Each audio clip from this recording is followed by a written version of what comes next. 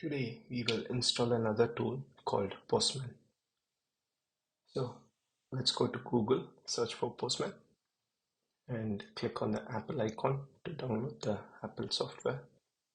And then I'll choose Mac Apple chip and let the download complete.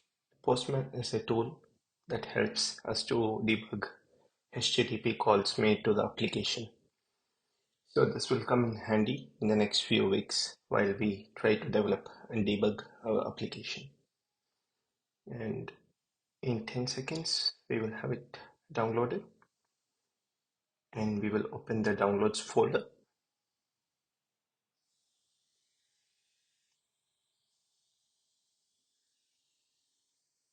And now the download is complete.